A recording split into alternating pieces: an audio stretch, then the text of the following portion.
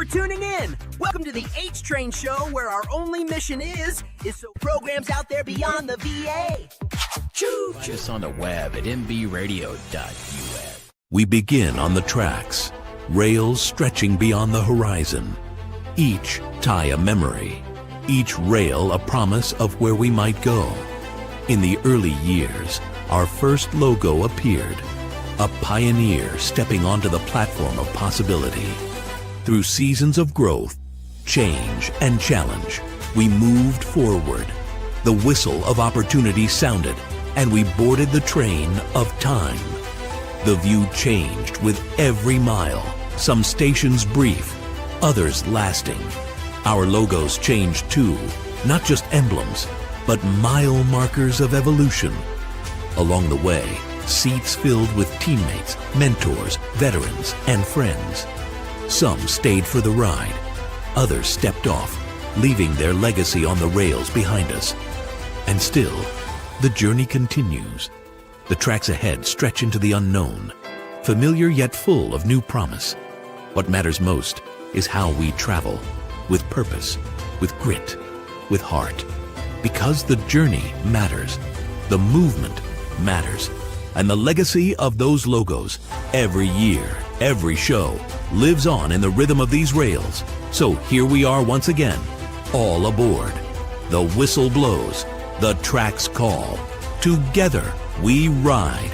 We are the H-Train Show, showing veterans programs beyond the VA since 2015. H is in the building now. Let's go! Strap in, this one's for the fighter!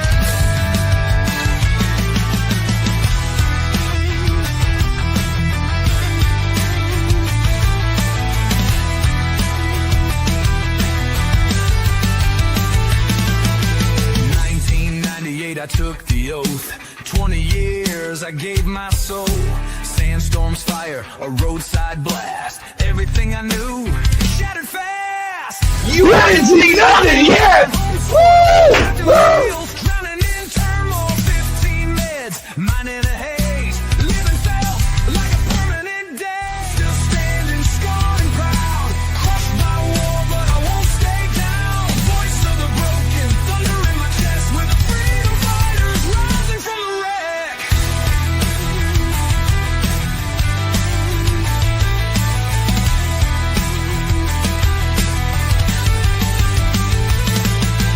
Parents pulled me from the edge of night, pushed me forward back into the light. Ski boots on, carving through pain. Found my fire on that frozen terrain. Said I was too old to beat the race, so I trained like hell, put them in their place. From slurred words to a podium stand, yeah, I'm racing with lightning in my hand. Still standing, scarred and proud.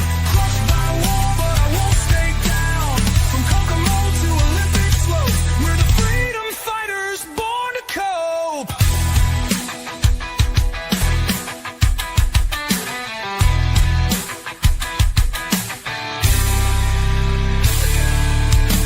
Now I take the mic, not a rifle. Broadcast truth, yeah, that's survival. Paralyzed, but still I lead. With every word we plant a seed.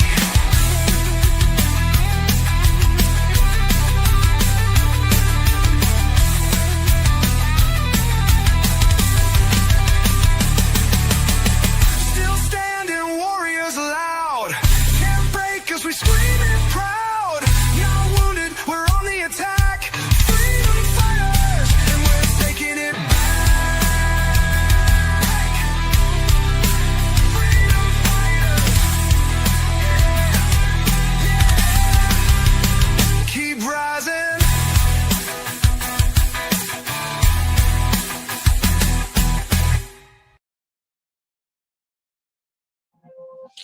All right, ladies and gentlemen, welcome. It is Friday.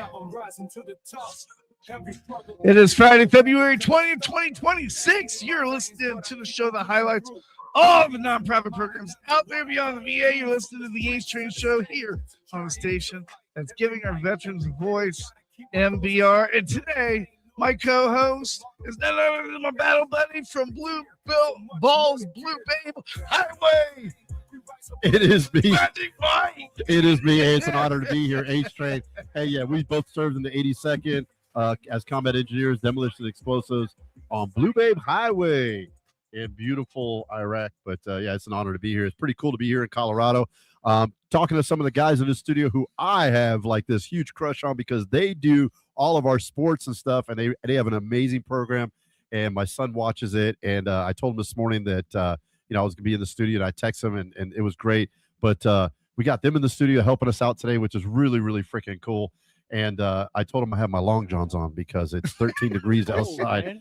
Yeah, it's cold. It's 13 degrees outside. So they're making fun of me that this is not South Florida weather, and they're absolutely right.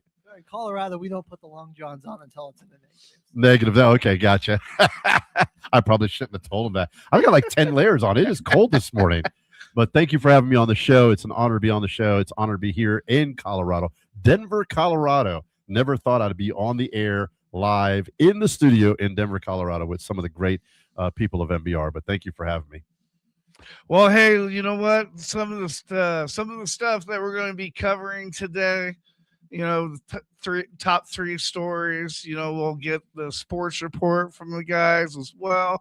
But today's interview of the week is going to be The Quarantine. It's a veteran band. It's actually pretty good music. I was really surprised, yeah, here on the show. I mean, let's face it. We have some bands that come on here, and some of them are good. Some of them are not so good. But we help them, We have some comedians that come on that are pretty good. Then we have other comedians that come on that there's a reason why there's a 2-drink minimum. So just keeping it fresh, all right? Magic Mike. I listen, I don't even know where to go with that. But I will say this real quick. I have something to say. On the intro, if you guys were watching out there, on the intro, those pictures of Joel H-Train are really old. And I promise you, before I leave Denver, we're going to have those updated because he looks like he's a teenager in those pictures. Well, it was pictures of, before I went to the service. Nah, bro. Come on now. Come on, bro. There was a picture literally of you and I at Subway at the airport, like, I don't know how many years ago. Dude, we got to get in shape, bro. Round is a shape, but we need to get in better shape. But I will tell you this, though. If you guys see me sipping in the red Solo cup, it's coffee. There you go. You can see it's coffee. He makes a damn good coffee, man. A damn good coffee. I need to get you a coffee cup. But hey, you know what? Talking about aging, ladies and gentlemen, so many things have came out this year about the Olympics. Yeah. No, for example, I forget her name, but she's a speed skater. She's from the Netherlands. And I've been seeing reels and stuff. She got in a wreck, and it shows her whole back end. Wow! So we got that. That's one of the highlights. Then we got the Nordic skier that he went ahead and admitted that he was cheating on his wife. So there's another highlight. He did that after he won a bronze medal. Yeah, I know, right? It was like, hey, I didn't get gold, honey, so I'm coming on with a bronze. So I might as well just tell you. The more bad news. The bad news, I didn't get a gold. The real bad news, I've been screwing around on you. Right.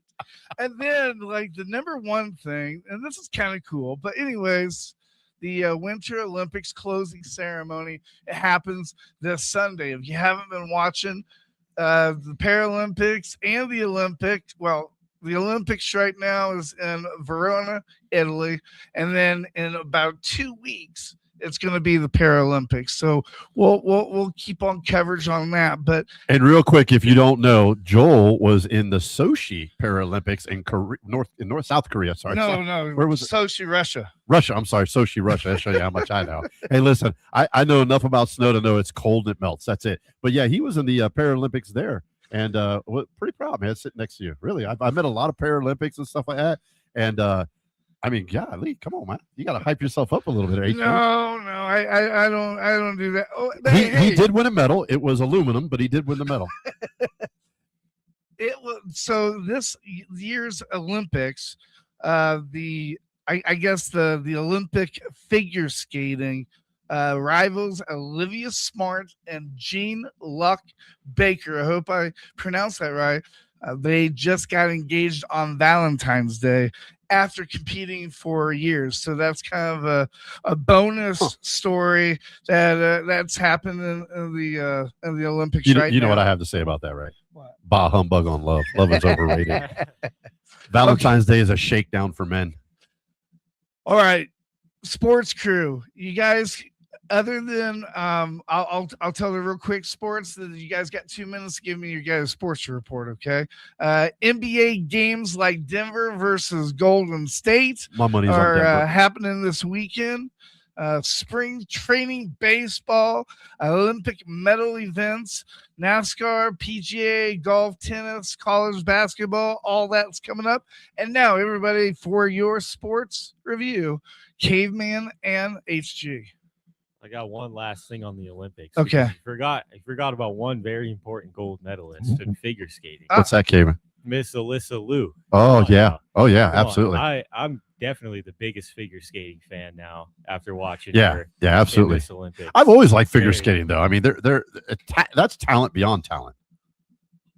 It takes a lot of athleticism and I mean just incredible balance. I mean, you got to have a really strong core to do those flips, landing on that thin blade on that ice, and you're doing triple flips, landing on one foot. Yeah, that's why they look so Yeah. damn. I mean, I'm going to be honest. I love it. I think it's talent, but you know why I look. I'm an old dirty bastard, so that's why I look. But yeah, I mean, they're talent upon talent.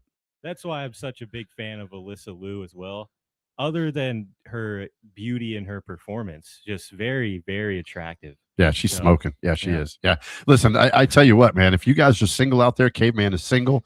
Listen. Actually got my eyes on one woman, Alyssa Liu. Oh, there you go. Alyssa Oh, there we Liu. go. Listen, Alyssa Liu, if you're There we living, go. he wants to take you to his prom. Okay, man, shoot.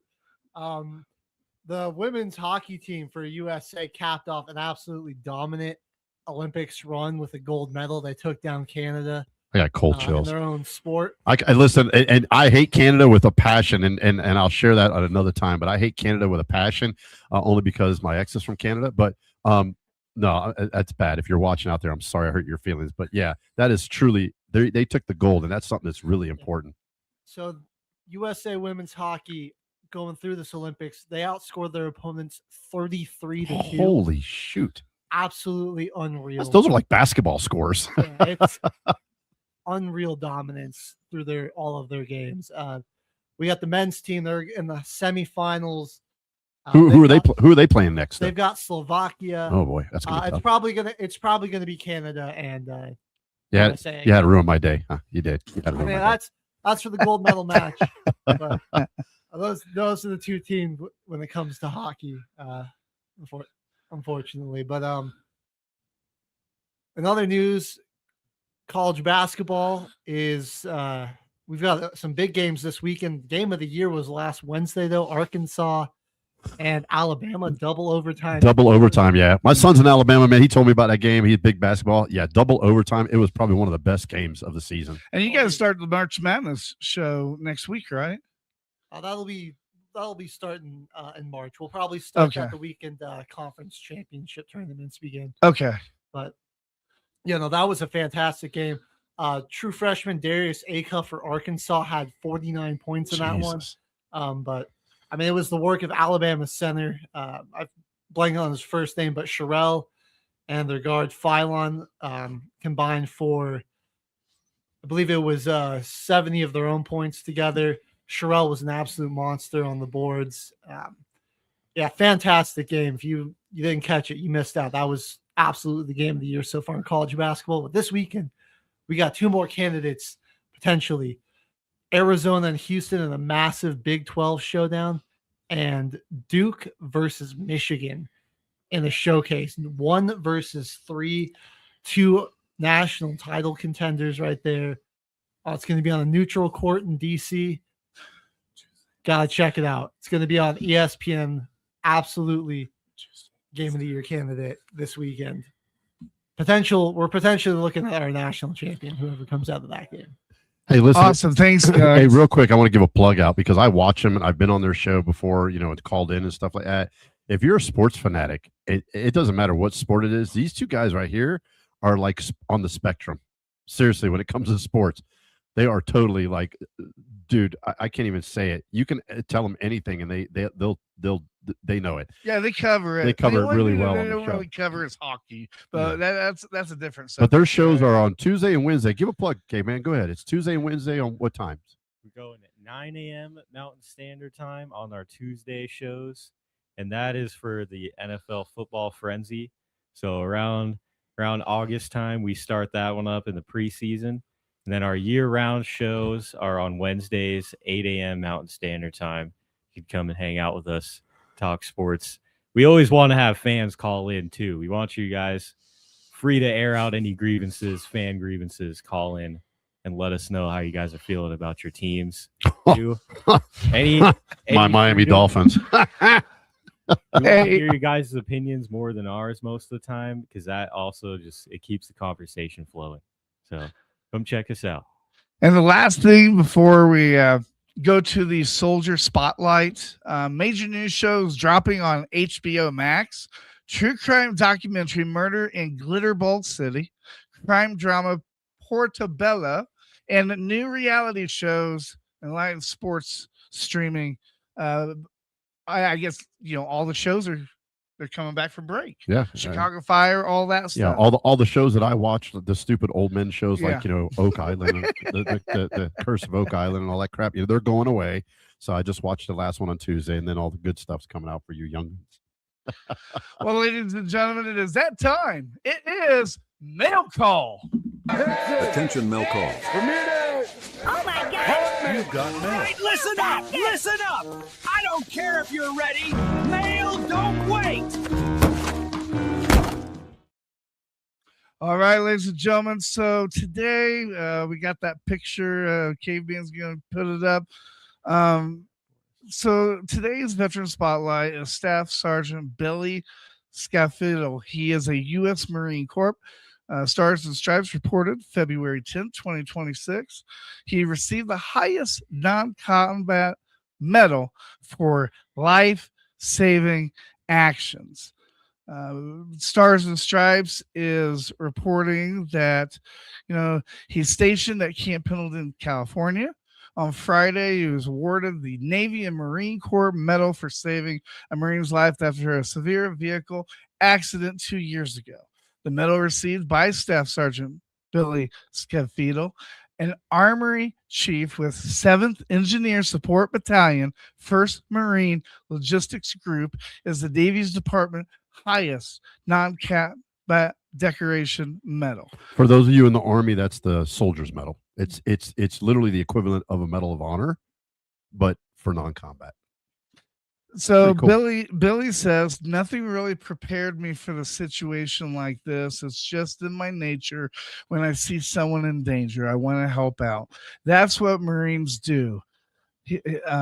He also described on September 1st, 2024, while working on his car outside of the home near Del Mar Boat Basin, he heard a loud splash in the nearby water. He found a truck lying on its side, half submerged. Him and the U.S. Navy Hospital Corpsman Second Class Andrew James, who was nearby, rushed to the scene and found a driver trapped in a vehicle being submerged in water. Without hesitation, he rushed into the water and he quickly began smashing the front windshield with a hammer. And as he worked hard breaking the windshield, Sergeant Jason Ballman, a military police officer, arrived and assisted, enabling them to pull the trapped driver to safety. The driver was transported to the Navy Hospital and fully recovered. It's crazy that they sell these things that, like, you're supposed to put it up to the corner of the glass if you ever get like a little punch or something. Right. Yeah. And it's supposed to shatter the glass. Yeah. But from what I understand, from what I've seen on other reels, the shit don't work. Not all you're the time. just wasting your Not all money. the time. The only thing that works That's on Uncle that Murphy. Is the That's seatbelt. Uncle Murphy. Uncle Murphy shows up. Yeah. Or people use those to just break into cars. Yeah. Because it's just like a little Somehow that porcelain. Yeah, somehow it sounds like you're talking from experience. So I want to just go ahead and No, just experience of scrolling online. Experience of scrolling online. listen. Hey, here's a fun fact for you guys. I I had a very similar situation when I was in the Army. Yeah. I was 4 of my guys, and we were at PLDC, Primary Leadership and Development Course. They call it Warrior or whatever now. And we were on our way back from a subway, and major accident in front of us, and they had a volunteer fire department came out, and they didn't know how to get the Jaws of Life started. And at that time, I was a volunteer fireman for many years in Germany and had, did training with it. Man, I grabbed him, and my buddy was like, "What do you need me to do?" I was like, "Get that thing started." He was a generator mechanic, so he knew what he was doing. He got the little generator that powers it. It's like an air compressor. We got him out. The little girl had a severe concussion. Mother had severe trauma and stuff like that. I was put in for the Soldier's Medal. Yeah, I was downgraded to a Blue Babe Achievement Certificate. Yeah, but I was put in for that. Well, hey, That's I can honestly say the only soldier that I know that came in as a E2 or E3, and then within 2 weeks E2. he got E5. That was an E2. I was an E2. Yeah. Everybody, listen. Everybody's like, that's a story for CID. that's a story for a different day. But yeah, I was an E2 and got promoted like that to E5, and everybody was like, "What the? What? Like, nah, this dude's not legit. There's no way." So yeah. Well, hey, everybody, it is that time. We're going to go on our first music break. And when we come back off that first music break, we'll be hitting the What the segment. Yesterday, if you didn't know, Veterans Talk had a huge, a great conversation about the new VA updates when it comes to the disability ratings. A lot of stuff happened after that show. Could have been because of us. Could have been just because it just happened. We're going to talk about what happened when we come back and give you the call of action for the What the segment. So whatever you do, stay with us. Don't go away. You're listening to the H Train Show right here on the station that's giving our veterans a voice, MBR. Me and Magic Mike.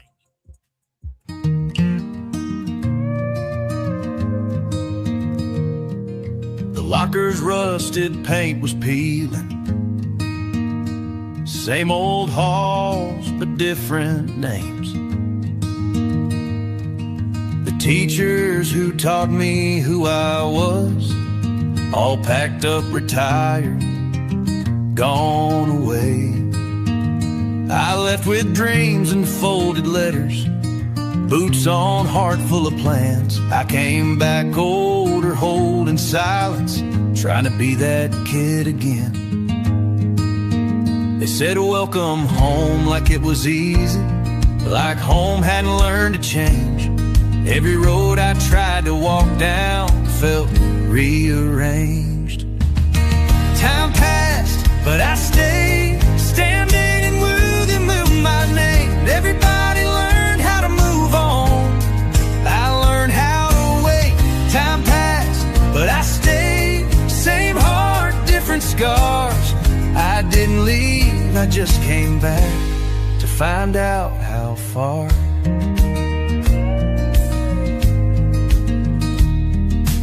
Pulled up slow to that old trailer, gravel cracking under my tires. I knocked once, then twice, then everything went quiet in my chest like fire.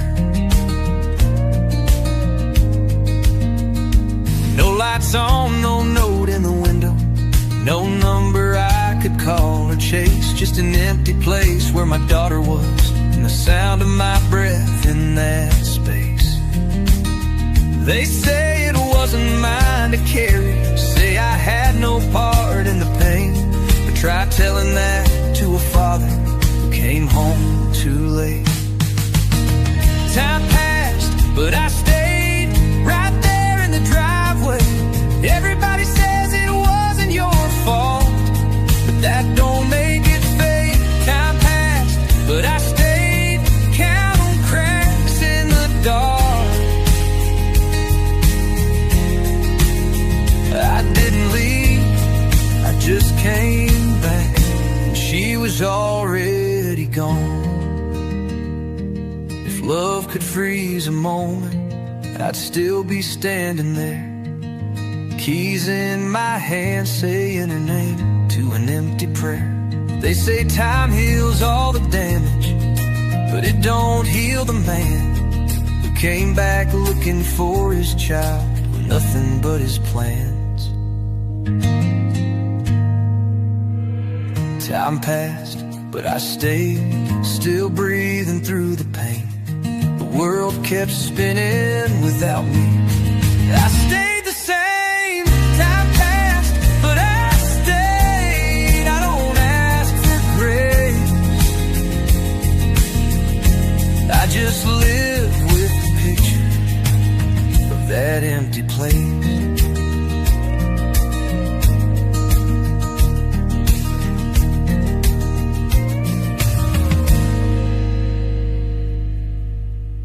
The station where our veterans' voices are heard. MBR Talk. Hey, thanks for supporting our channel by watching and listening. Find us on the web at mbradio.us. All right, and we are back, ladies and gentlemen. You're listening to the H Train Show right here on the station. It's Veteran Veterans Voices Be Heard, MBR. And if you're just joining us, we are the show that highlights all the nonprofit programs out there beyond the VA. The H Train Show.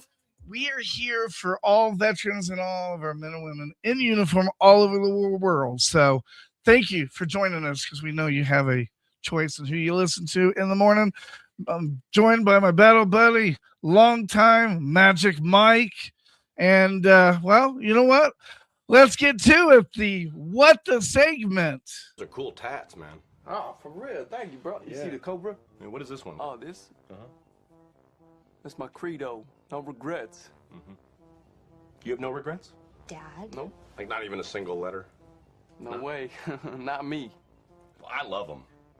I think he's great. Okay. I think he's a real winner, Casey. If I were you, I wouldn't use protection. Hey, don't scroll. I need your help. I'm going to tell you something that's going to piss you off, but I'm going to tell you where to put that anger to make a positive difference. The VA just changed its rules for how disability payments are determined for veterans. They made it so that if a disabled veteran's medication works, the VA will reduce that veteran's disability compensation. Yeah, you heard that right. The Trump administration just issued a new rule that says that VA will rate your disability based on how you function while on medication. So if your PTSD meds help you stabilize, if your pain meds let you move, if your treatment makes you look better, they can say that you're less disabled and reduce your compensation. Most service-connected disabilities don't just disappear. PTSD doesn't resolve with pills. Chronic pain doesn't go away, it gets masked. Traumatic brain injury doesn't magically heal because you're on meds. Toxic exposure illnesses like I have are lifetime conditions, and they don't go away. Medication can manage symptoms, but it does not erase the underlying damage. I live with severe PTSD. Some months I function at a very high level. Other months I can barely get out of bed. That volatility is the disability. But this rule allows the VA to look at your good days and pretend your worst ones don't exist. This rule is already in effect. They pushed it through using an expedited process. And while they claim current ratings don't automatically change, ratings will get reevaluated. Veterans will lose their financial stability, and their health will follow in a vicious downward spiral. This isn't just about veterans. This is Donald Trump trying to rule like a king and not be held accountable to our democracy. Trump has always resented veterans and especially hated disabled veterans because we represent everything that he could never be. But if you believe that.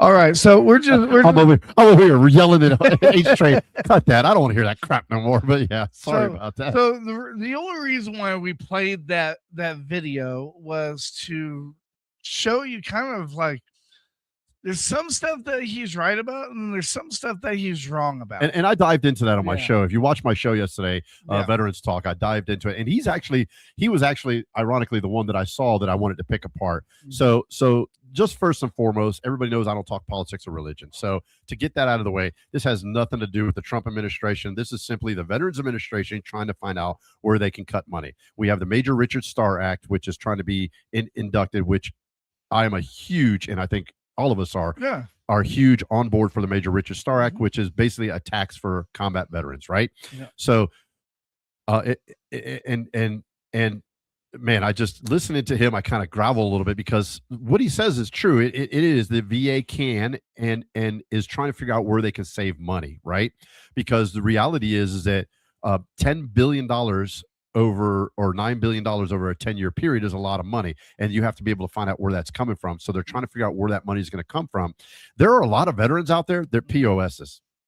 Use your imagination what that stands for. Well, one thing that I found out about, I didn't know this. You told me yesterday that if you're 55, you're good. Yeah, there's so many things that come into play. Number one, PTSD is a mental health. The VA will never, ever challenge your mental health. They will not go back and review your mental health or anything like that, right? So, but there are some things that are very serious, like MST. We talked about that yesterday on my show. Military sexual trauma don't have to be reported. Doesn't have to be a case number. Never, ever, ever anything documented. You could just go to the VA and go, I suffer from military sexual trauma. They do an evaluation. Boom, you're rated 30%, 40%, 100%, whatever be it, right? They're trying to do away with that crap. They are. And it's crap because there are a lot of veterans that take advantage of that. One thing I didn't like what he said on there was he said they're trying to take away the financial stability. Well, I agree with you. I don't like how they give information and then they put the blame on one or the other party. Right. I don't like that. I don't like that because that's beside the point. We're trying to talk about the issue. We're not trying to point fingers on who it is. Right. What I wanted it to do, and it just didn't get there. This is the call for action. Now, when we go scrolling through TikTok, what do you see all the time? You see doom and gloom, you see fear mongering, and that's fear mongering. So this is the call for action, okay? You find your senators, you find the Colorado senators, and you email them, not once, not twice, but every single day. Them, yeah. You bother the shit out of them. Right, because the person reading that email is some intern or whatever. Right. That's who's reading that email, and that's who's answering that email. Yep. Right, but I tell you what, you get enough of those emails, that intern's going to be like, "Hey, I think I need to push this a little higher." Yeah, you okay? So now, if you want to get in front of Trump, don't even worry about Twitter. Don't even worry about any social media. Go directly to Truth Social. Okay, create a thing. Bam, bam, bam. Okay, so you got Twitter, you got Instagram. Tag the White House. All this stuff. That is the call of action. Yeah, you got a voice. You so instead of sitting here, let's doom and gloom. Oh shit, we're screwed. Yeah. Hey, we're gonna scare you veterans. This is what you need to do. This is how we fix it. And do H-Train do what H-Train and I do. We challenge each other every day. Seriously, I'll tell him something. He'll go straight to Chat GPT, Google, or whatever. And I do the same thing when he talks to me. Do that. When somebody says something and you're like, oh, shoot, does this impact me? Listen, I heard him. I watched that and I started the research. You're safe. There's so many of you that are safe. This is for the people moving forward, right? With their claims and stuff like that. Now, people that really haven't deployed yet. Yeah. There's a lot of things, and stuff like that. Listen, reality is the VA disability is not a financial stability. I hated that when he said that. The reason for a VA financial compensation is for you to have a cushion for when you need to go to those medical appointments. So when you need to take off a time for work, right? For the family that dad can't get a job because of his severe PTSD or his chronic arthritis from burn pits or whatever be it, right? That's what the money is for. It's not made to be like, oh, here you go, so you can live off of it the rest of your life. That's not what it's for. And reality is, and I talked about this, and H-Train, and everybody who is 100% P&T will tell you this. If there was a magic pill that we could take to feel normal again, we would take it. I would take it in a heartbeat and give you the money. Hell yeah. I'd pay it. I'd pay it all back. I would, matter of fact, take everything you've already paid me and pay it back so that I can just be normal again. So that I can, and he's right though. You have your good days and your bad days. This is not the VA saying, okay, I need you to be on this medicine for a week and then we're going to reevaluate you. They're not reevaluating your claim until you go to the VA and poke that bear and say, hey, I know I'm 100% P&T, but I'd like to throw in there that my ankles hurt me from running. Okay, sure, no problem. So now you got somebody looking through your file and going, hey, he's been on Zoloft for about 5 years now. His psychiatrist says he's doing really good. Let's do a reevaluation. That's on you, buddy. That's on you. Yeah. Shut your mouth, take the P&T and move out. Draw fire. But anyways, I talked about that on the show. I talked about it heavily. We had a lot of comments on the show yesterday, and I'd like to think this. I'm going to pat myself. Can you help me out here? Pat myself on the back. I'd like to think that because of the show yesterday and because so many people were watching the show, all 15 of you, I think that is that bad. So I think honestly that maybe, just maybe, because let me tell you something, on my True Social and Instagram and everything like that, I've got people like Pete Hegseth that I follow. They follow me back. I got people that follow me like Tulsi Gabbard. I've been following her before she was even a senator. When she was running, I followed her and stuff like that. So, we don't chat. I mean, that woman's probably got more work to do than to chat with little old me. But I like to think that maybe, just maybe, they saw that part of my story and said, hey, he's got a good point here. This is going to damage these people. It's going to help these people. But in the long run, we need to relook and think this over. I like to think that. And even after the show, I even showed you, I'm like, dude, they just wrote an article. The VFW started a lawsuit. And then not more than 30 minutes after that, bam, they halted. They halted. So the government halted that whole thing. They're going to relook at it. Stop it. Right. They're going to reevaluate it. They're going to revisit it, relook at it, and say, hey, is this the right thing that we're going to do? And is this justified, what we're going to do to the veterans that are truly injured and deserve what they deserve, right? So, and again, it goes back to, we know that there's a lot of veterans out there that are, it's just like social welfare, man. There's a lot of people out there take advantage of it. I mean, you don't believe me? I grew up in a neighborhood like that. Go through my old neighborhood, every single affordable housing, because you're not allowed to call it Section 8 or HUD housing anymore. That's just derogatory. But go through the affordable housing, and you'll see the Mercedes parked out there. And here's a fun fact for you, and I'm probably going to catch a lot of flack for this. Dwayne Wade. I got pictures on my phone with Dwayne Wade. I literally drove Dwayne Wade to his sister's house, who was his manager at the time or something, who she lived in a affordable housing, which was provided by the government, and in their garage was a green Mercedes. Her brother is one of the highest paid basketball players, right by Kobe Bryant. And here I was driving him to her house so that he can get some stuff. I think it was his passport he needed to get from her, and driving him to the airport. So I'm telling you, there are people that take advantage of it, and there are loopholes and there's red tape, and you could know how to, and there are people that do that with the VA. There are people that know how to circumvent the system, and they probably, and I hate to say it, but they don't deserve it. They don't deserve it to be 100% total and permanent, and they're permanent and total. There's people out there we talked about on my show that are literally getting arrested for fraud. Guy's sister says his back is hurt and he needs his wife to shower him and everything like that. Mm-hmm. He was making $8,000 a month.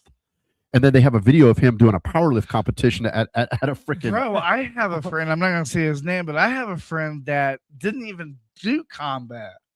He's a TBI. He's making $9,000 a month. I'm telling you, man. I mean, it's listen, and God bless them. I mean, they've all got the reasons, but it's kind of hit or miss when it comes to that. And listen, we're trying to figure out what can we do better as the VA.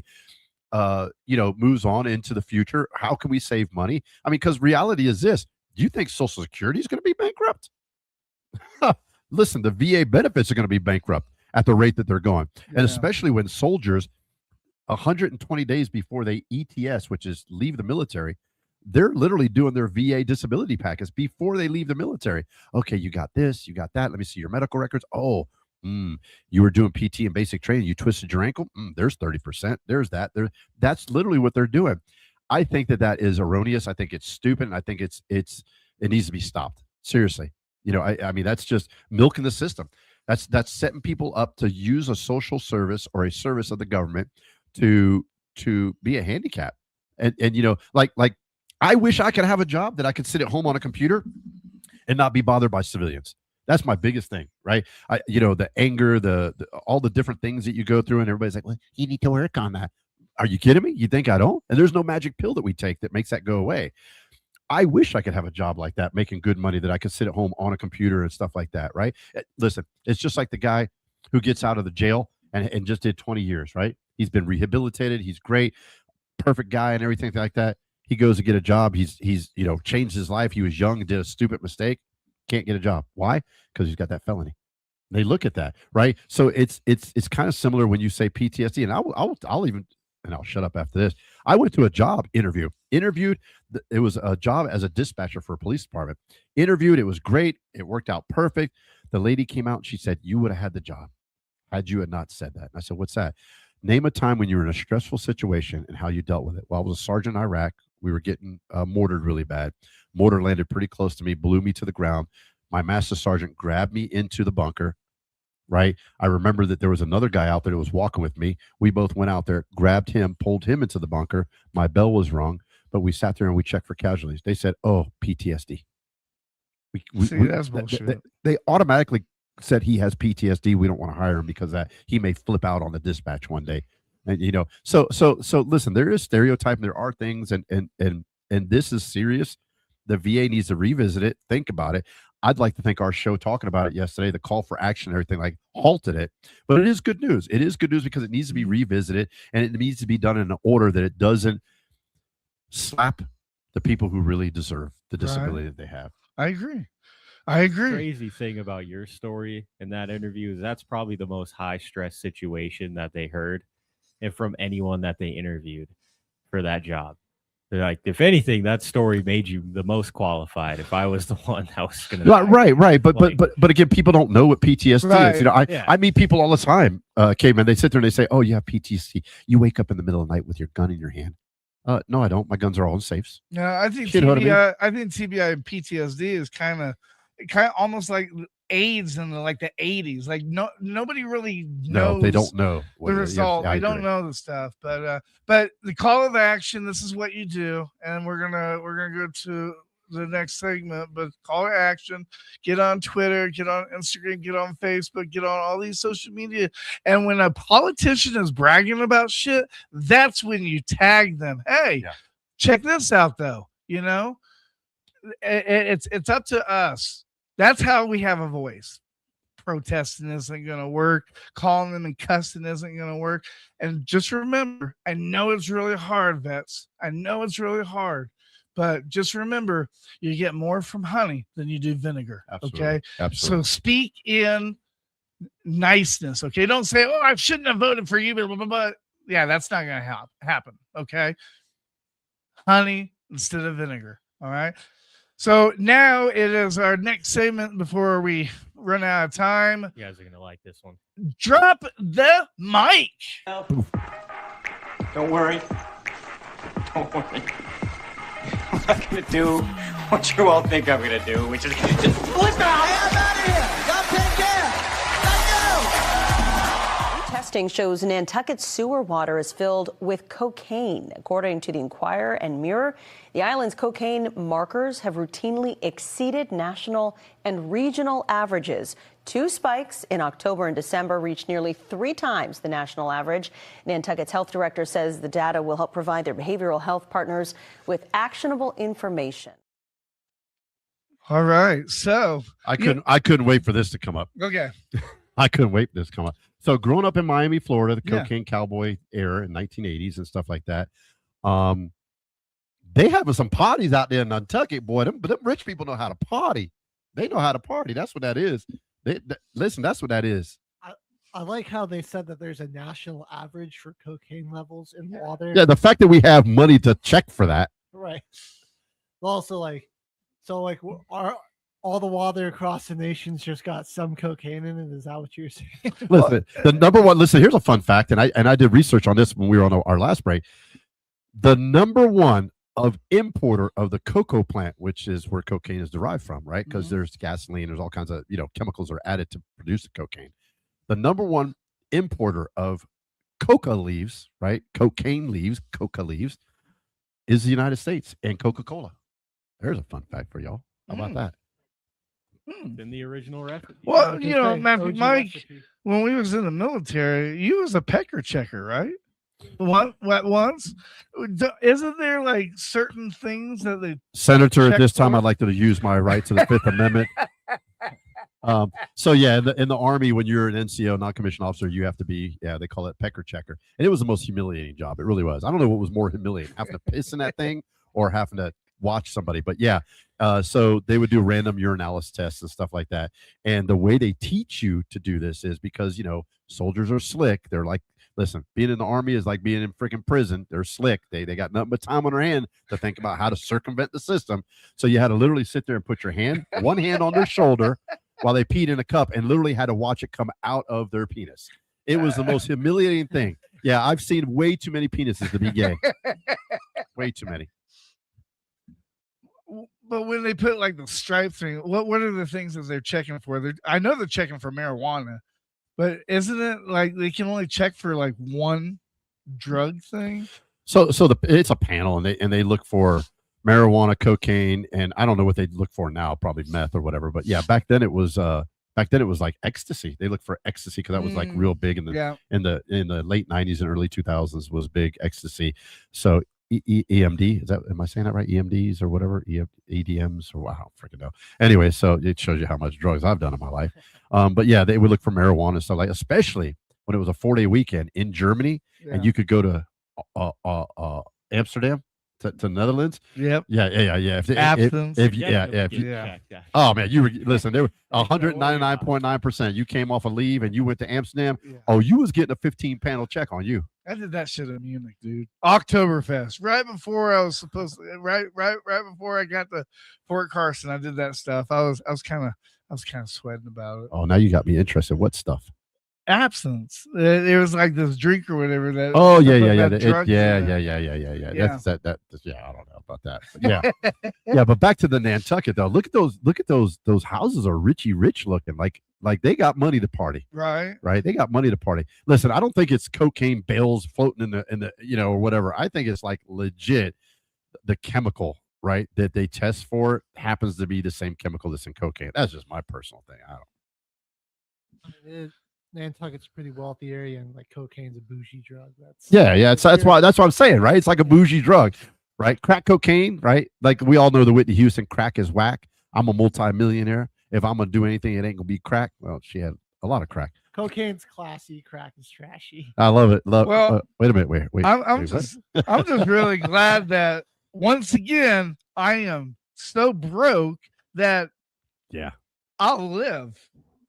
Yeah. Oh. That they don't know what they're doing. Yeah, exactly. Absolutely. I love that sound. If I had that much money, I don't think I would be buying cocaine.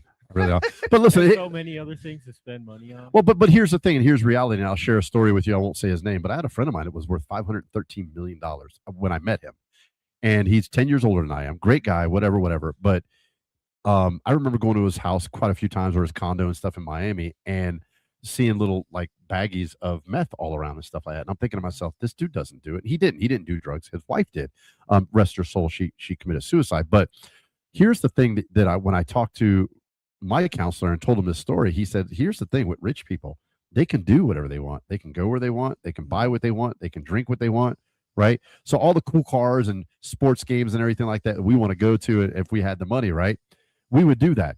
But they've already done that, and it's kind of like they're bored. So what's their next high?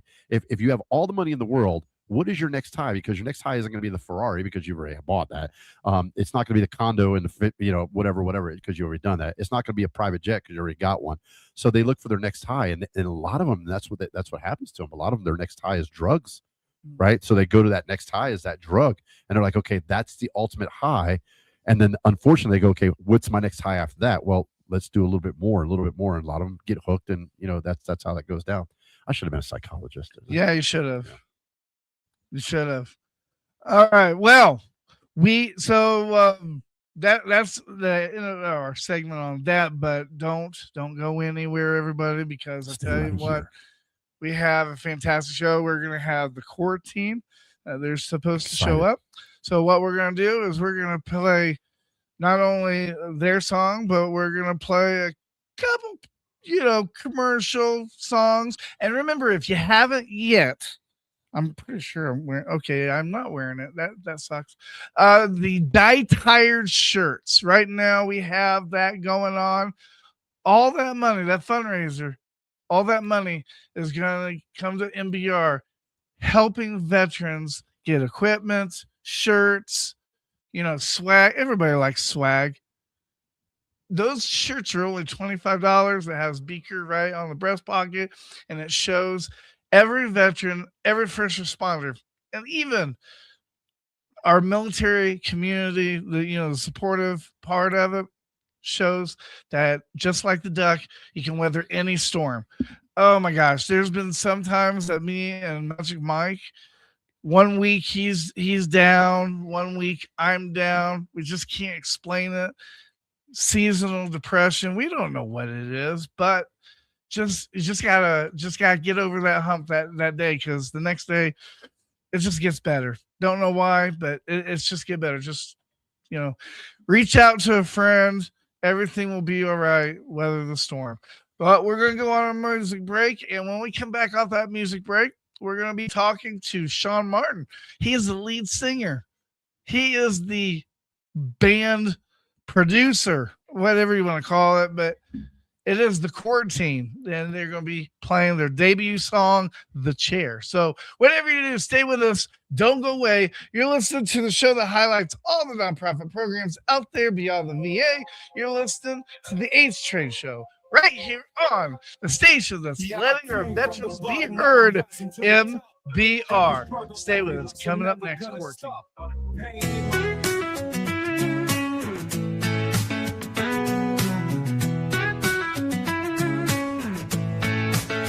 I used to sleep with my boots by the door in case the call came through. I learned how to run toward fire for people I never knew. I didn't ask who deserved it.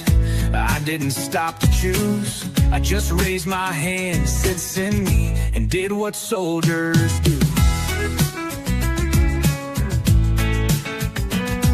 Now I wake up to different battles, paperwork, bills, and pain. Doctors' rooms instead of foxholes, still here in the rain. They say thank you for your service, like that settles the debt. But somehow every month that passes, you take a little more yet. I kept my promise when it mattered. I wish you would too. Don't take from the wounded, we already paid our due. I left pieces of myself over there trying to come back to you. I didn't come home, but I came home true.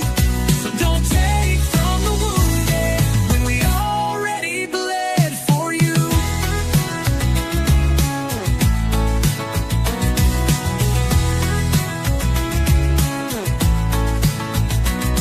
There's a man with his medals in a shoebox tucked under his bed.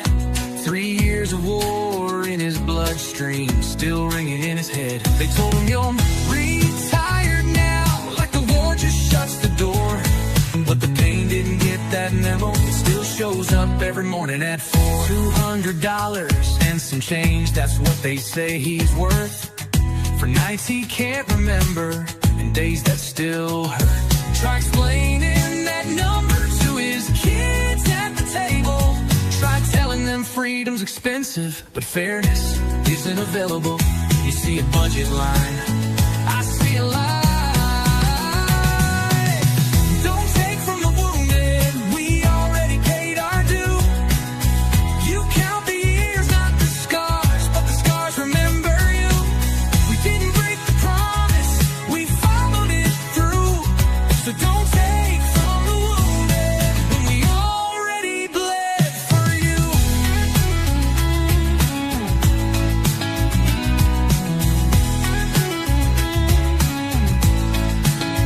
There was a family watching hospital lights flicker through the night. A war came home in his lungs and blood from things we couldn't see or fight. They said you have to step away now before 20 years were done. Cancer doesn't wait for calendars, it just takes what it wants. They did the math on the kitchen table, nothing added up. How do you serve till it kills you and still not be enough? They made the law after his sacrifice so we wouldn't forget his name. But every time it gets blocked again, it feels like losing him again.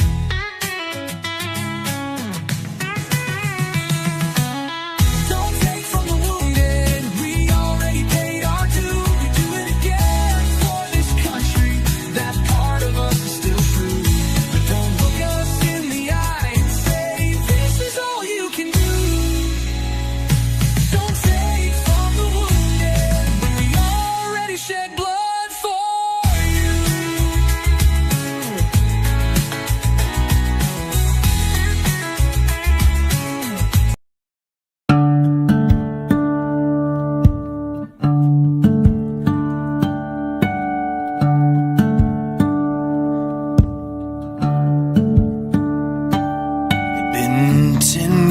was since I'd seen his face. Not much had changed, just a different time, different place. When I shook his hand, I knew something had changed. This was a different man from the one I knew back then. That's when he said, we do the goals. Yes, I stand in line and watch the flag wave at pride. You see, this is what I do. Yes, I bleed red, white, and blue.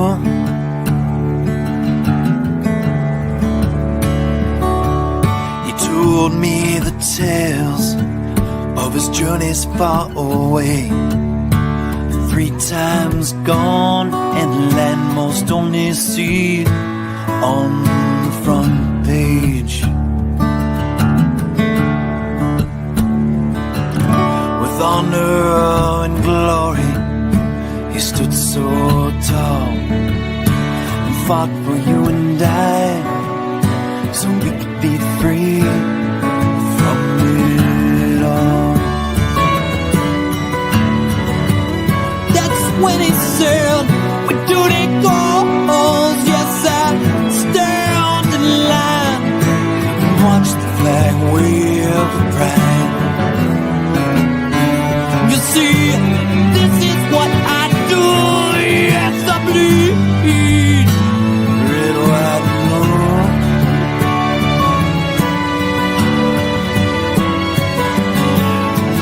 We do the goals. Yes, I stand in line and watch the flag wave at pride. You see, this is what I do. Yes, I bleed. This is what I do. Yes, I bleed. Oh, this is what I do. Yes, I bleed. Red, white, and blue.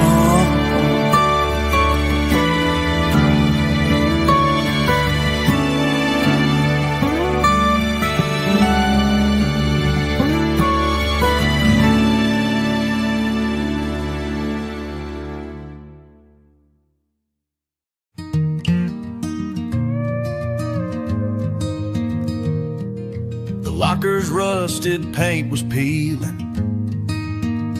Same old halls, but different names. The teachers who taught me who I was, all packed up, retired, gone away. I left with dreams and folded letters, boots on, heart full of plans. I came back older, holding silence, trying to be that kid again. They said welcome home like it was easy, like home hadn't learned to change. Every road I tried to walk down felt rearranged. Time passed, but I stayed, standing and wooing my name. Everybody learned how to move on. I learned how to wait. Time passed, but I stayed. Same heart, different scars. I didn't leave, I just came back to find out how far.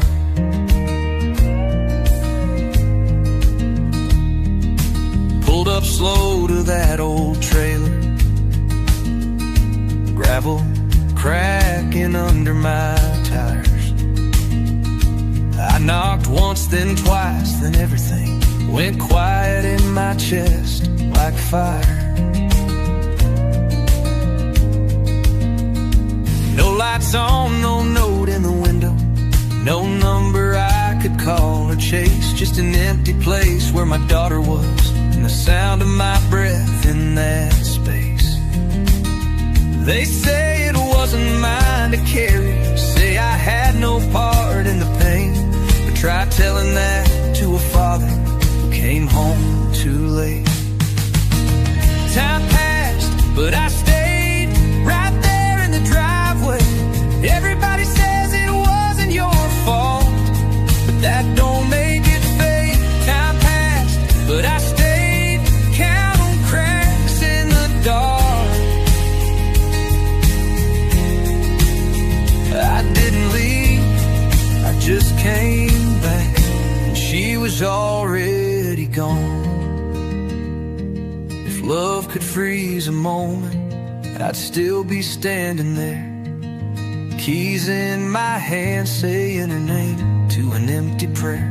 They say time heals all the damage, but it don't heal the man who came back looking for his child with nothing but his plans. Time passed, but I stayed, still breathing through the pain. The world kept spinning without me. I stayed the same. Time passed, but I stayed. I don't ask for grace, I just live with the picture of that empty place.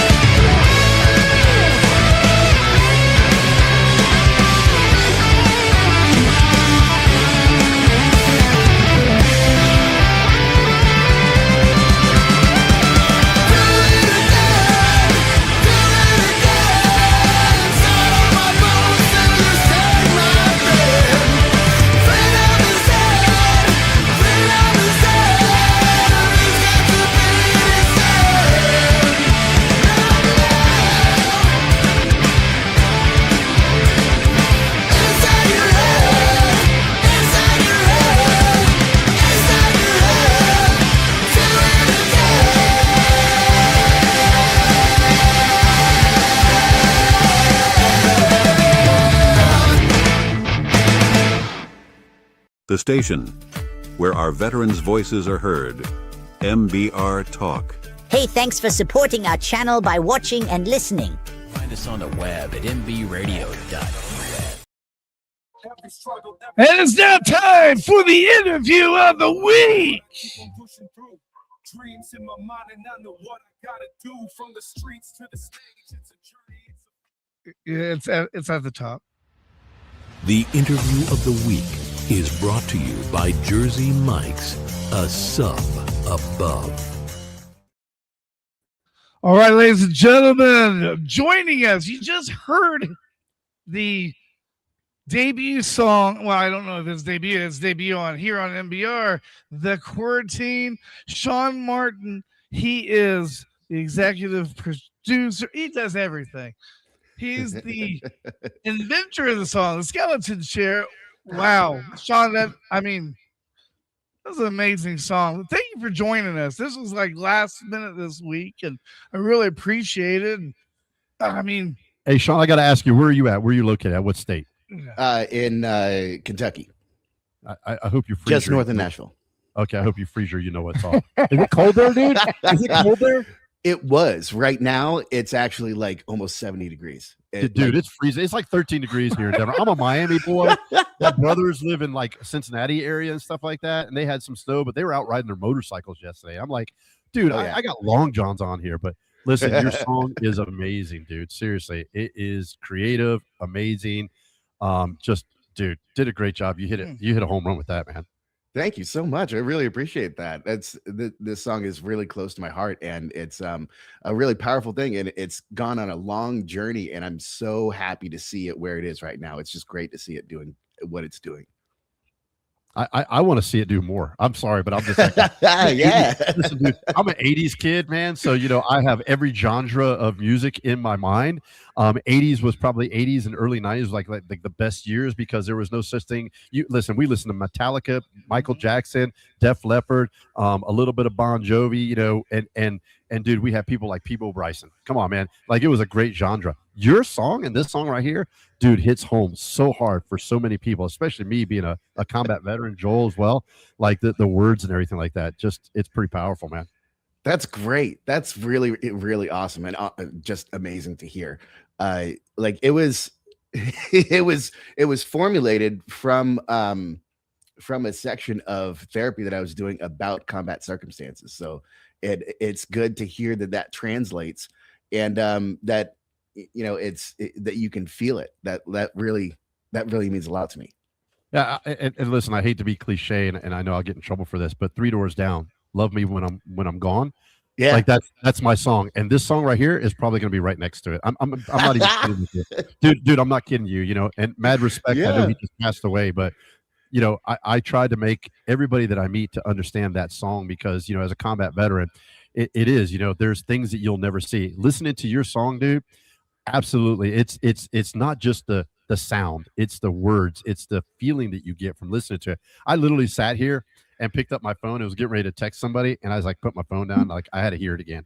Like, it's that kind of a song. So you did a great job. What you shared a little bit about the song and your journey. And I'm on my same journey, trust me, of healing and therapy and stuff, as everybody's on their separate journeys. But I want to dive a little bit into you real quick, and I'm hijacking H Train. But what was your passion for coming up with this song? I mean, what's your background, I guess? Well, my background is I was in the Airborne Infantry. I joined Airborne right after my 18th birthday. And by the time I was 2 months before my 21st birthday, I was already out.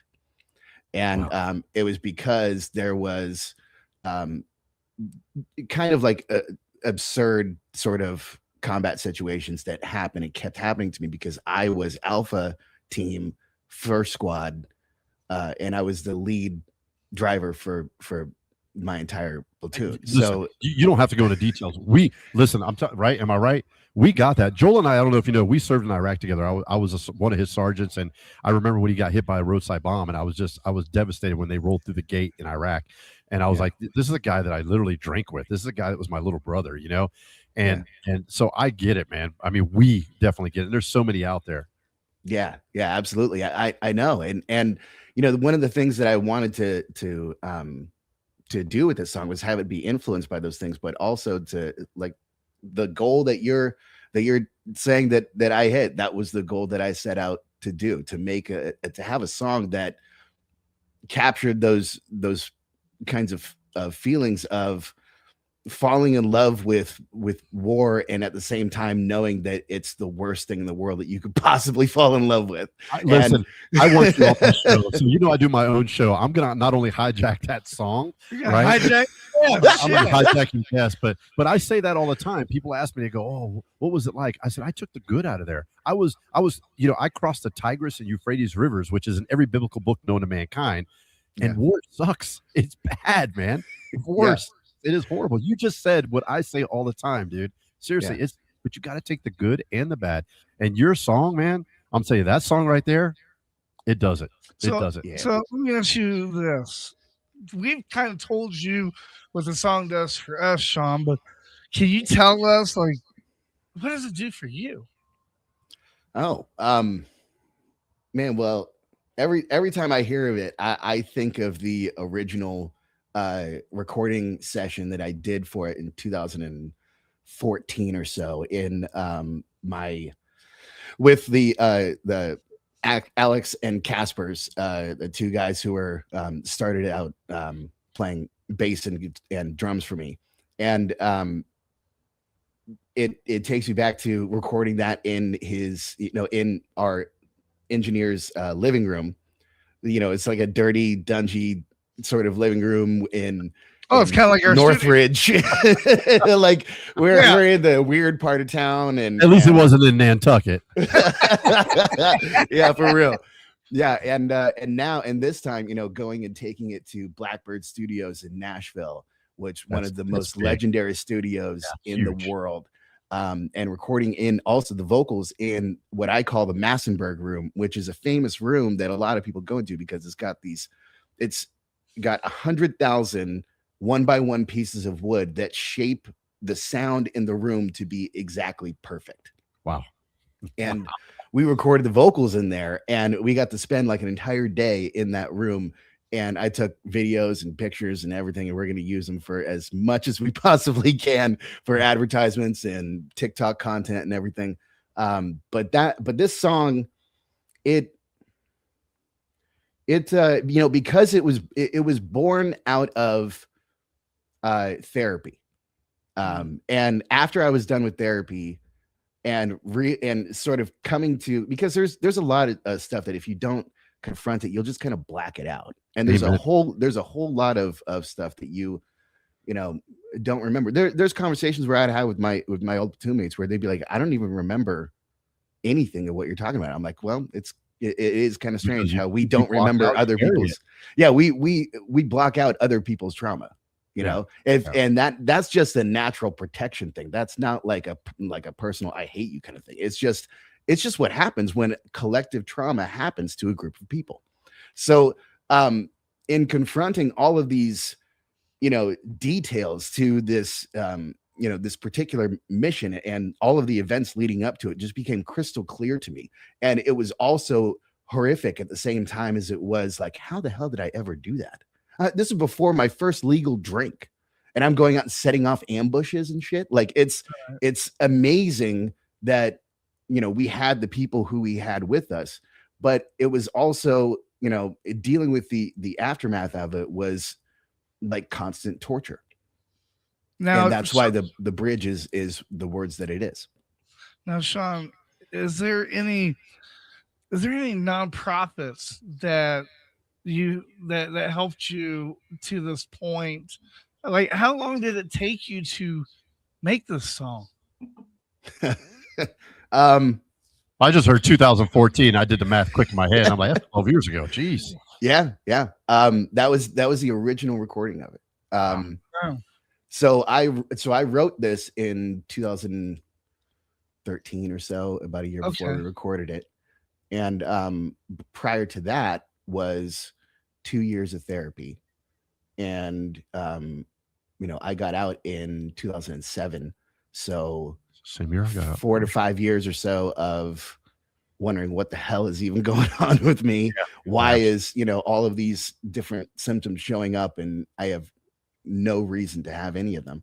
And then I started discovering the reasons why I had them through therapy. So it was about 2 years, about a year of recording with the band, and then another 10 years of keeping it on the shelf and waiting for the right time to record it so that it could be in its best case scenario. Now, when you got done recording it, was you nervous, or did you have a lot of support around you? No, actually, I didn't have a lot of support. It was basically like, well, okay. Let me say this: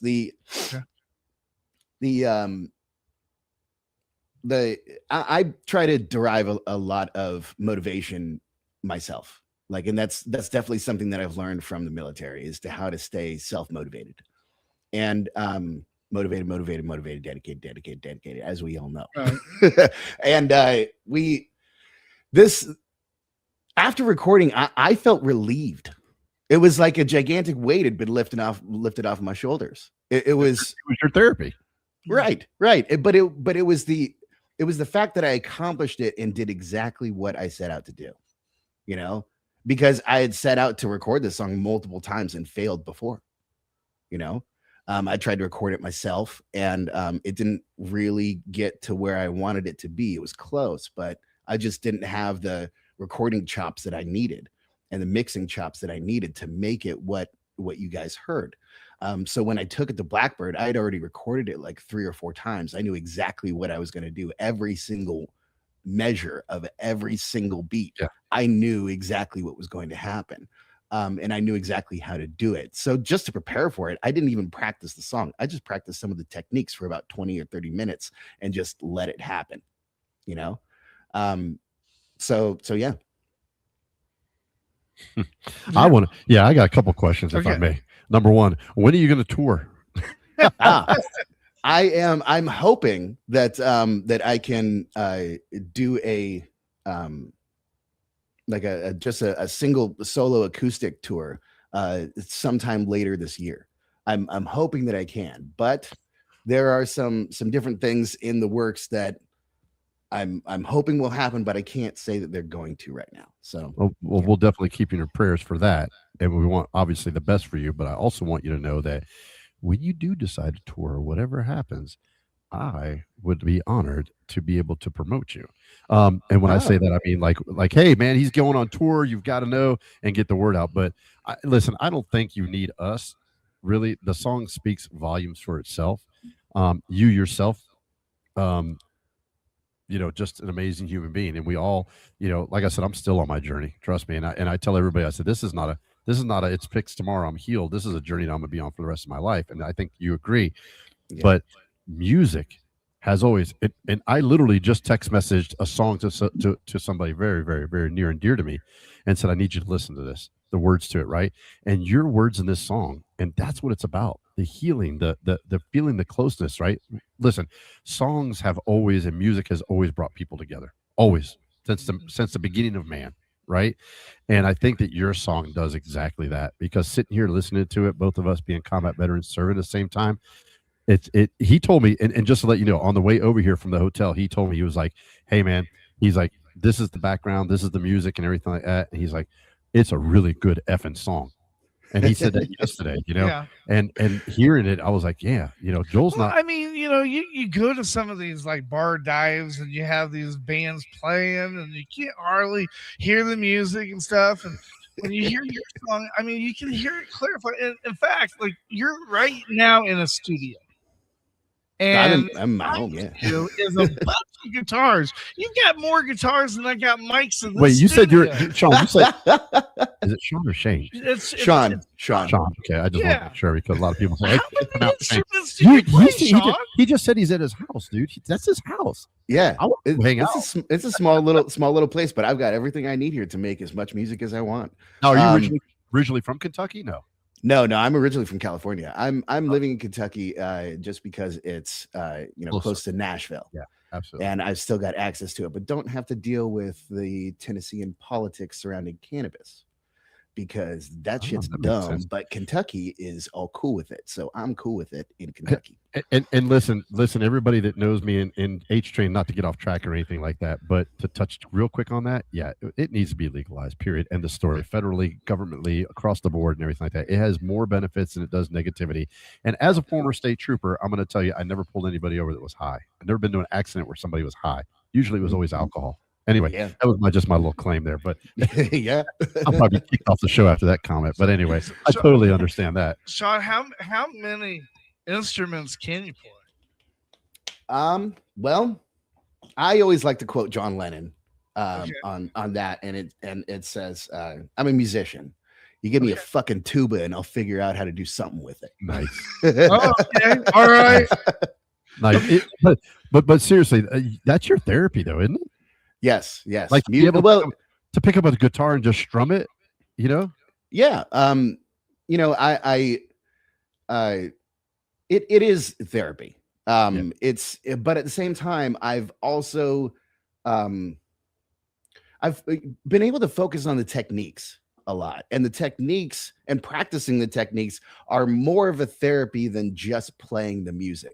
Playing the music is like a full body experience. Like you have to have everything 100% in line in order to make everything happen. Like, for example, diaphragmatic breathing while you're playing guitar is not something that you just do all of a sudden. It's something that you have to practice and know exactly which parts of your body are moving and which parts need to stay the same and which parts need to adjust based off of what you're doing. So, for example, if you hold your diaphragm like you're there, if you have to take a shit or go to the bathroom, you might shit yourself. So up on stage, if you're pushing a really hard note and you haven't taken care of yourself, you're doomed to gloom. So you're cruising for a bruising, you know. So there's techniques that I focus on that intertwine with therapy. Like, for example, diaphragmatic breathing exercises. That's something that they taught us in therapy. Absolutely. But it was also something that I was learning in music school on how to sing correctly. Now, so how long have you been playing? I got to ask this because I've been playing. Your vocals are amazing. The music is amazing. I'm like, and I got it that there's, all kinds of machinery and everything that make you sound good. It's just like me, my voice normally sounds a little bit higher and stuff like that. But when I get on the radio, it's like, you're listening to MBR radio, right? So it's like we got a good sound crew. We got a good sound crew, right? So and I get that, but how? I mean, you didn't just wake up one day and say, I'm gonna start playing. No. So I started singing when I was 4 years old. And it was right after my dad had died. And my family needed to have something for, the whole family to do together. So my mom was a singer and my dad used to be a radio DJ. So music was very, very important to them. And they brought me up with a wide variety of music and understanding everything from classical to the new hits of the time to even some of the stuff that, my mom was always, she didn't want me to listen to like rap music and, like Tupac and Eminem and stuff. But of course I did, of course I would go after that stuff, but I would listen to all of that. And at the same time, she would turn on Vivaldi and she would turn on Bach and Beethoven and like the full on symphonies. And I would enjoy it just as much, So it was music. It was music. Yeah, that you enjoyed. Yeah. It was, experiencing, because I could just listen and I would be able to take myself there, and I started playing guitar when I was 12, and it was right after having them trying to teach me piano, and just me being like, piano is not my instrument. I hate this. I don't even want to do anything having to do with piano. Guitar is much more my thing because I can put some extra bit of me feeling into it. With the keys, it's just pressing it and it just happens. But with guitar, you can move the strings around. You can change your right hand and your left hand, and that makes a little sound. So that makes it personal to me. And so from then on, I was writing songs and recorded a whole bunch before I went into the military too. and those I'll probably never release, but they're just for me basically. But you know, some of the beginnings of using the songwriting techniques that I started to figure out when I was 13, 14, 15 are still some of the ones that I've refined through music school and continue to use even on Aversion to Normalcy. That's outstanding. Well, you know, Sean, once again, thank you for coming on. We have this segment that we do. It's the last question. It is your time to shine. Today's Time to Shine is brought to you by Dunkin' Donuts, veterans, and first responders. Runs on Dunkin'. This is your time to shine, baby. It's your time to shine. So, Sean, maybe just so you know, I'm a part of a boy band. That's our song. So, you know, don't get too jealous. But this is a time where you know, maybe we didn't ask you the right question to set you up for something that, you know, you would like to mention in this interview. That, you know, you want to get something out of your chest. This is that time for you to let us know. Oh, okay. Or if you just want to give a shout out to, you know, like Magic Mike and his show, Veterans Talk, or I don't know, you know, invite me to like your concert so I can sit on front of the stage with a big sign. I don't know. Yeah, dude. I mean, hey, I'll give you front row tickets every time. Dude, you I'll want, buy them all day long. All day long. And even if I'm you know, selling out the Staples Center, I'll still reserve a seat just for you guys. You better when I'm sitting there going like this with my lighter, you better go. I know we're gonna hold you to that. Yeah, exactly. Hey, we're gonna be the freaking the front row with our lighters. You better freaking recognize us. Hell yeah, I will. I'll even bring you up on stage too. There you go. It's your time. What do you want to say to your I mean, just veterans out there? I mean, your song is powerful. You know that. Yeah. We've talked about it. It's just not one of those songs that you put on the shelf and go, oh, it's a good song. It's one of those songs that you can listen to over and over. And again, you get something different out of it every time. So, I mean, what is your hope? It's your time. You say what you want to say. Yeah. I hope that the song, it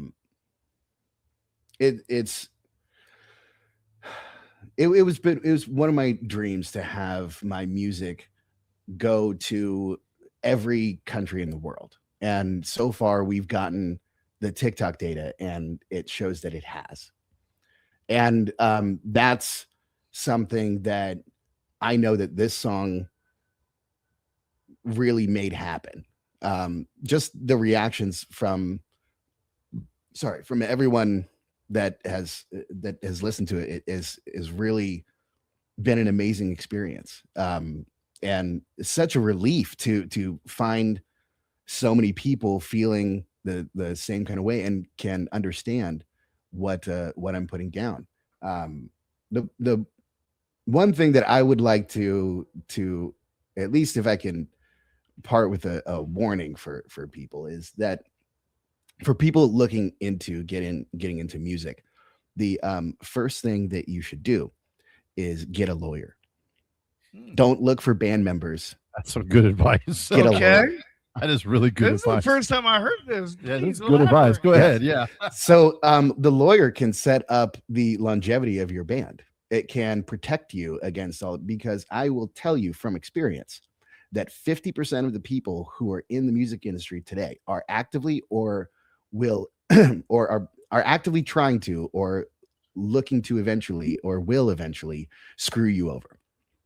And it's a very, very common thing that as a former infantryman, you know, whenever a sheik wasn't operating the way that we wanted them to, hey, preaching it, brother. Go ahead. we would go and have a visit, Preach you know, it, and you know what those meetings would be, and like it's not like we're gonna sit down on the couch and talk about it.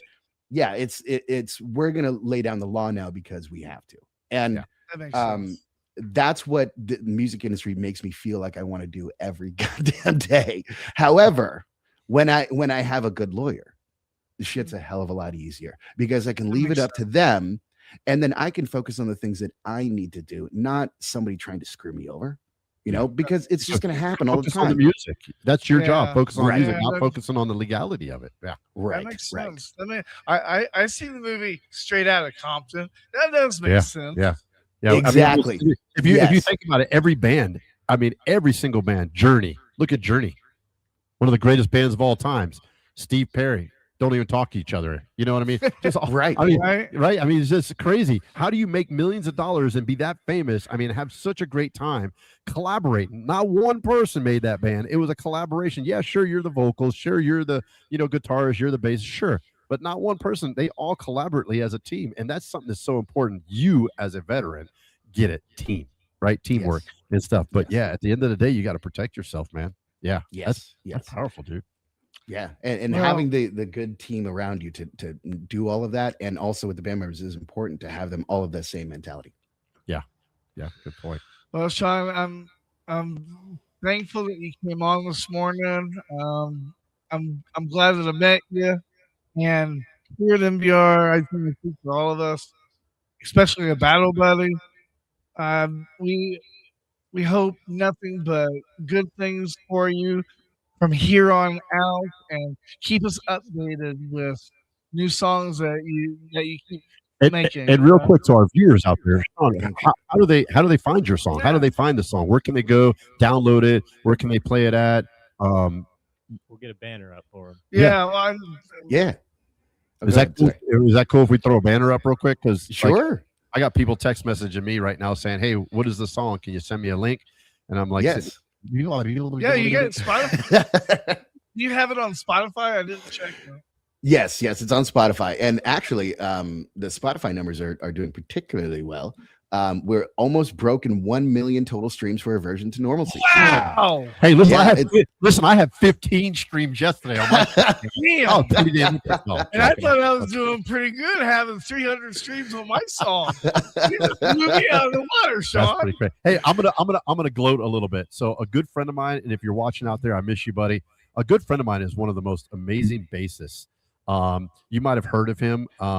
His father's pretty famous, but he doesn't get the credit where credit is due, and that's Barry Gibb. Oh, really? So he happens to be a good friend of mine. I know his family very well, his wife and everything like that. Watch his kids, Angus, grow from this little long-haired crazy kid to this huge monstrosity of an adult. But yeah, I mean, seriously, you guys, man, I mean, just that song, I can't just get over the power that it had just in me to my core, man. Like I said, compared to that song, Love Me When I'm Gone, man, it's like right there next to it, and it's powerful and meaningful. I think, I've worn out Three Doors Down, and I think that's going to be my next genre in my truck going down the road, especially today and in my journey in life. But I can't thank you enough for it, man. Seriously, if you guys are out there quarantined, Skeleton Chair, most powerful song, not just for veterans, but if you're going through trials, tribulations, and you're on your own journey, like most of us are, check it out. It is powerful, man. Sean Martin, vocals, producer, an amazing human being, and on top of that, the cherry, a veteran. So we love you, dude. And again, like I said, powerful, man. Seriously powerful, dude. Thank you so much. That really means a lot to me. Thank you. That's fantastic. Thank you, Sean. Thank you, man. I really appreciate it. All right, so that was fantastic. And listen, I'm telling you, we've had a lot of great guests on your show, my show, Yeah. The Black Sugar Show. I mean, all the different shows. Yeah. That to me, it kind of hit to the core and gave me little butterflies and cold chills and stuff, because not only is he a veteran, not only is he a producer and vocalist, but he made a song about his journey. Mhm. And I tell you what, that's really what's really important, because it touches to a lot of veterans and a lot of people out there on their own journey. We have setbacks, man. We all do. We all trip and fall and stumble. That doesn't Yeah. make us bad people. It's the people that stick around that you want in your life. And that's somebody I'd love to have stick around in my life, man. I mean, he's powerful. And I tell you what, if you're listening still, Sean, motherfucker, if you don't have me in the front row at one of your concerts, man, and at least recognize me while I'm holding up a stupid sign like a freaking boy band, I'm gonna freaking disown your ass. Every time you say the F word, you guys are gonna beep it out. My bad. That's okay. All right, ladies and gentlemen, it is that time. We are getting ready to head to the tribute to the troops. So whatever you do, stay with us. Don't go away, because when we come back, not only we'll be hitting the final thoughts, but me and Magic Mike have some tips on free events that you can endure And we all love here free. in Colorado without wearing your long johns. So whatever you do, stay with us. Don't go away. You're listening to the show that highlights all the nonprofit programs out there beyond the VA, right here on the station that's letting our veterans' voices be heard. MBR, tribute to the troops. Detail attention.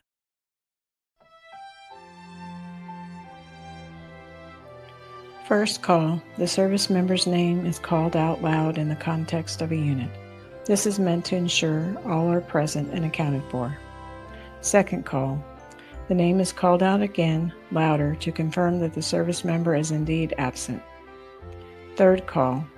The name is called out for a final time, followed by a statement indicating that the service member is not present and accounted for, signifying their death. The final roll call serves as a symbolic gesture to respect and remember their service.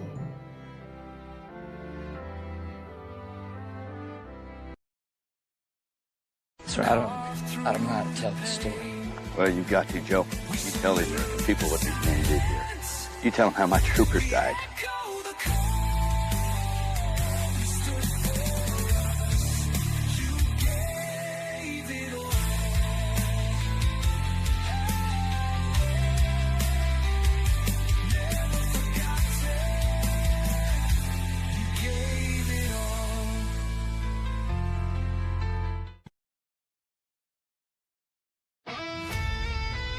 Hey everyone, thank you for tuning in to MBR today as we pay tribute to Major Richard Allen Starr, 51 of Ohio. Richard was born in Garfield Heights, Ohio on November 7, 1969. Richard joined the Army in 1988 and served in the U.S. Army and Army Reserve, primarily as a combat engineer with the 841st Engineer Battalion, deploying to Desert Storm, Iraq, and Afghanistan. He was widely respected for his leadership in route clearance and engineering missions. In 2018, he was diagnosed with stage 4 metastatic lung cancer attributed to burn pit exposure. Even while fighting his illness, he became a powerful advocate for medically retired veterans by walking the halls of the Capitol and by spending countless hours talking with veterans organizations, inspiring the bipartisan Major Richard Starr Act. Starr fought valiantly for more than 50,000 veterans that aren't eligible to collect both DoD retirement pay and VA disability benefits. Currently, only medically retired veterans with 20 years of service and a VA disability rating of 50% or greater receive both benefits in full. If the act is passed, the legislation would permit injured veterans who have not served their full 20 years to receive full retirement benefits in addition to their disability pay. Starr deployed to Afghanistan, Iraq, and Kuwait during his military career but did not have enough years of service to collect full retirement benefits. Richard succumbed to his illness on February 13, 2021 at the age of 51. Richard's wife, Tanya Starr, continued his advocacy until her passing in 2024. She remained a central voice pushing for the Starr Act in his honor. Richard is survived by his family and by those he served alongside. We here at MBR would like to thank you, Major Richard Starr, for your service and dedication to our country. You leave a legacy of love and courage. Our prayers are with your family, friends, and those who served alongside you. You are truly missed.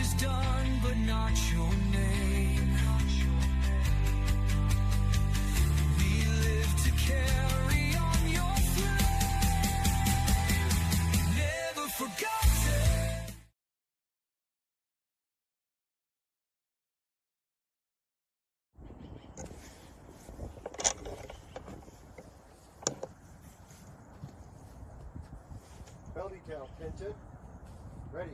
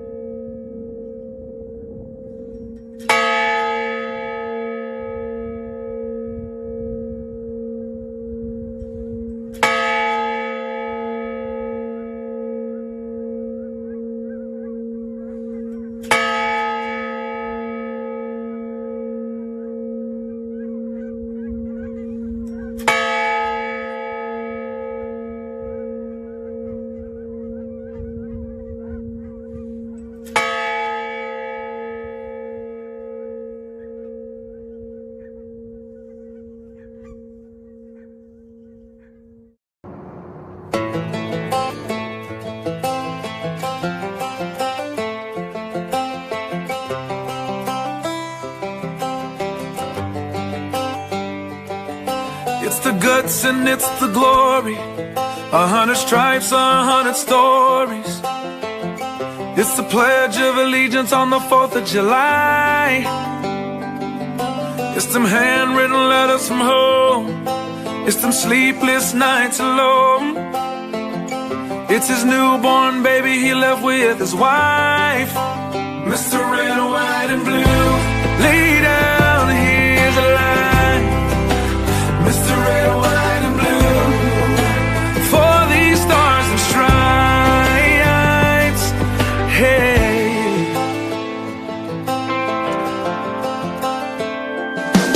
From the fields of Indiana to the swamps of Louisiana, to the golden coast of California, Uncle Sam's the only family he's got.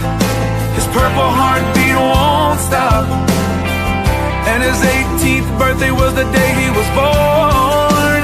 Mr. Red, White, and Blue, lay down, here's the line. Mr. Red, White, and Blue, for these stars and stripes. Mr. Red, White, and Blue, stand on the front line.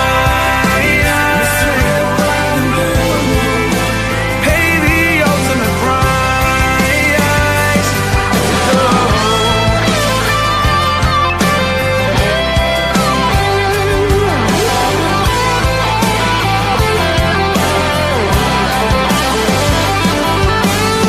He was the man of the house when he was born. His family is proud but torn. But if you knew him, you would understand. He was raised on how to be brave, just to see the flag still wave. And then he came home with only one hand. 'Cause Mr. Red, White, and Blue, lay down, here's the line. Mr. Red, White, and Blue, for these stars and stripes. Stand on these front lines. He'll pay the ultimate price. Lay down his life. Mr. Red, White, and Blue, for these stars and stripes. March in line, march in line. Hey. Hey.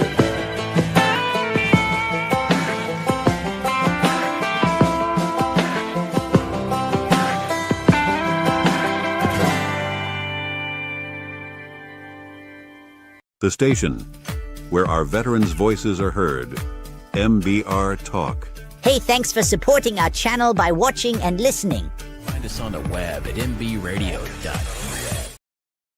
And we're back, ladies and gentlemen. And if you didn't know, if you're just finding out, you're listening to the H Train Show that shows all our men and women in the world and our veterans, all the programs that are out there beyond the VA. And boy, did we have a great show for you today. You know, if you missed it, we had Sean Martin, part of the quarantine. If you haven't checked it out, make sure that you go to Spotify and you check that out. Really good song. Really catches the passion, what we go through and stuff. Yeah, he's not only is he a veteran, but he's a phenomenal human being. I'll say that. Just talking with him here on the show, seeing the power of healing that he does through his music. And listen, a lot of times that's our journey. Our journey is wanting other veterans to heal. Listen, I meant what I said, and if you're still listening out there, Sean, I meant what I said. You can ask anybody in my life. I play that song because it is Three Doors Down, Love Me When I'm Gone is probably the best way to explain how I feel on the inside. You know, there's things that you'll never see that I'll never talk about. And your song did the exact same thing for me. It gave me that power of healing, that power of understanding, that power of just that power of belonging, right? And this is me raw, right? I'm literally on air right now with tears and choking up. But that's what it did to me. And if you're still listening out there, I get to heaven, dude, and if I'm there before you, and I don't see you there, I'm gonna be pretty pissed. I'm gonna have a come to Jesus meeting with Jesus.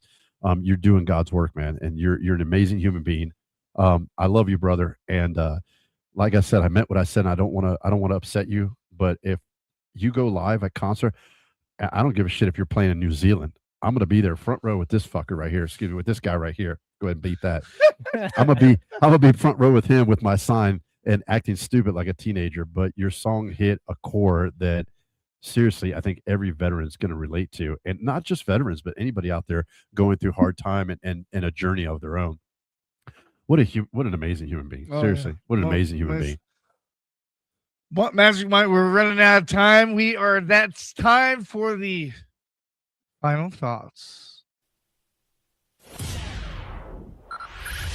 5, 4, 3, 2, 1. We have ignition. Strap in. It's the 2-minute warning. 2-minute warning. What we learned today. Are you not entertained? Are you not entertained? At Project ML, gratitude. Our mission is simple: to give motorcycles to veterans who need the kind of peace and freedom that only a ride can give.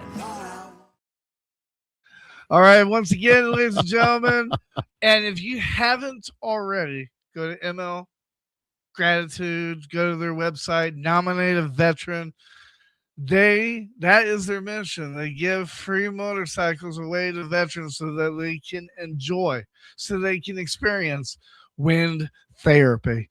So we just wanted to make sure that we touch on that. All right, now this is what everybody wants to know. They want to know all what's going on in Denver this weekend. So you definitely need to listen up, Magic Mike. Since am I going to need long johns? Well, I don't think so, but 5 Points Jazz Roots Festival is here. 5 Points neighborhood in Denver, Saturday, February 21st. Various times. The cost is free. That's tomorrow. It's walk around and enjoy live jazz, culture, community celebration. Oh, yeah. Magic Mike's going to get with somebody. Number 2, Lunar New Year celebration. Do I need to bring my bulletproof vest? Well, it might be a lot of people out because I know there the that jazz might want to festival go in to Cincinnati. I know a jazz festival in Cincinnati I went to, man. I was scared. No, I wasn't scared. I was scared. In 5 Points, it might be a few people that might want to go to Nantucket. Lunar New Year celebration, Far East Center, 33 South Federal Boulevard, Denver. That's just right down the street. And the Lunar New Year is Asian, right? Yeah, that's okay. Saturday and Sunday, February 21st, 22nd, 11 a.m. to 4 p.m. Cost is free. This is featuring dragon dances, cultural performances, food vendors, and markets and stuff. Kind of like the Taste of Aspen. That sounds like, and everybody tells me the Ruby Hill Rail Yard snowboarding, but there's no snow there. So I mean, you can go to that park, but there's no snow for it. Cold enough for it. Well, It's no a snow though. It's a nice sledding hill though. In Can you sled there? Yeah, if there's snow. If there's sno. Is there snow right now? Can we? No. It's in Lakewood. There's no snow. Yeah. Bull crap. Maybe you can find some cocaine. Number 5, my There's a lot of that here, museum too. Earth Science. This is kind of cool. This is definitely something that you would like. Colorado School of Mines, Golden, Colorado, 9 a.m. to 4 p.m. It's free. It's a free museum featuring gems, fossils, and space rocks. And don't forget, downtown Denver, the Denver Museum of Science. If you show your military ID card, you'll get in there free, and you can definitely go through there. And then the last but not least, because you was talking about it yesterday, Coors. They have tours. You can go watch the beer being made. Shoot. Guess where I'm going to be. There you go. All right, ladies and gentlemen, that is all that we have today. We hope that you enjoyed today's program. If you didn't, comment, let us know what you would like to see. And you can always pitch us stories. Like I told Matthew Mike, we get hundreds of emails all week pitching us stories and everything. And it's time to go. That's what Eva's saying. So we're gonna go ahead and let you guys know that next Friday we're gonna take another break. We're not gonna do Friday, but the Friday after that, we're gonna do every other Friday. So before we sign out, yeah, got a couple final messages from Sean. Okay. It says, thank you so much for having me. It was lots of fun. Really great to meet you, and thank you so much for your support. He also says, I'm so glad that my song was able to do that for you. It's the best thing in the world to know that my song reached somebody in their career. Thank you for your wonderful compliment. Thank you for coming on, Sean. Thank you again. Most definitely. All right, from H. Oh, we forgot to talk about what we learned today.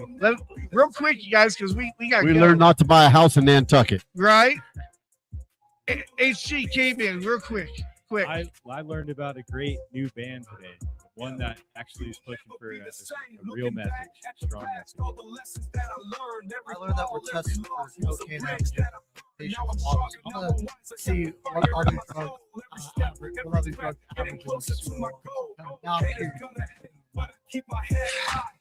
All right, and I learned that we need to have Eva on here more often because she lets us know it's time to go.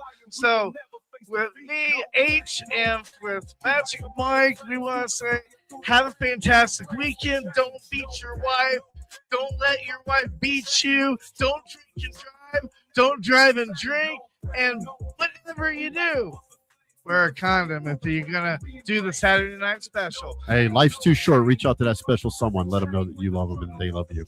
There you go. All right, from all of us here at MBR to all of you, we're not here for us. We're here for you. Giving our veterans a voice. Have a great weekend, everybody. Bye-bye. Life is like a duck. Tough times don't last, but tough people do. Here at Military Broadcast Radio, we're teaming up with our friends at Die Tired, the veteran-friendly music band spreading strength, resilience, and mental health awareness, one shirt at a time. And check this out. Their brand new shirts feature broadcast beaker right on the breast pocket. A reminder that you can weather the storm and you're never alone. Shirts are only $25 and proceeds support giving veterans a voice. MBR's mission to teach veterans how to podcast and videocast. Because when our vets are talking, they're not overthinking. They're not second-guessing. Together, we stop the 22 stigma. Grab your shirt today at mbradio.us and hit the shop. Or go directly to toramerch.printavo.com/merch/dietiredband. That's toramerch.printavo.com/merch/dietiredband. Suit up, stand strong. Remember, we're unduckable together. You're built tougher than the storm. Ladies and gentlemen, thank you for tuning in to Military Broadcast Radio. As we wrap up today's show, we want to remind you that the podcast of today's episode will be available right after we go off the air. So if you missed any part of the show or want to listen again, be sure to check it out. And remember, we're here to support and honor our veterans. Your stories and experiences matter, and we are committed to giving you a platform to share them. That's right. We're here to give our veterans a voice. So don't forget to catch the podcast and stay connected with us. Giving our veterans a voice.